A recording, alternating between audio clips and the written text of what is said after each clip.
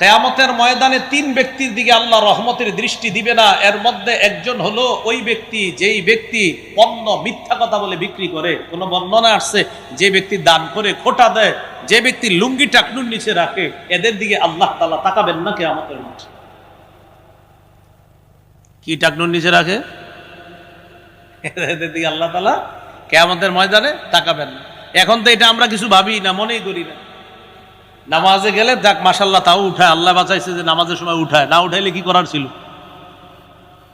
মানুষ ভাবে টাকনু শুধু নামাজের সময় না, মুসলমানের টাকনু এটা সর্ব অবস্থায় আপনার টাকনুর উপরে কাপড় পরা। মুসলমানের টাকনুর উপরে কাপড় পরতে হবে শুধু নামাজের সময় না, সর্ব অবস্থায়।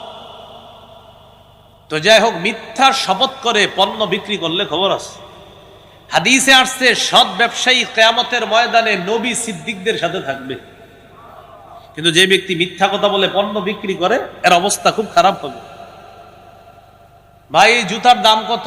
1200, 1150 দেই, আল্লাহর কসম কিনে আছে 1160 করে।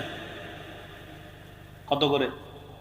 1160 হইলে তো এটা 1150-এর নিচে বলা ঠিক হইবে না আমার, কারণ 1160 কিনে আছে। তো বলতে হলে আমার 1160-এর উপরে বলতে হবে।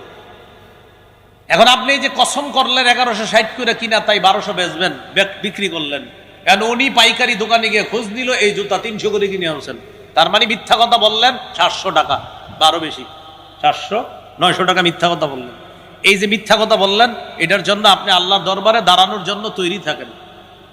মানে মিথ্যা কথা বলাটা একদম ইজি, কোনো ব্যাপারই মনে করে না, একদম সহজে মিথ্যা কথা বলে দিচ্ছে না।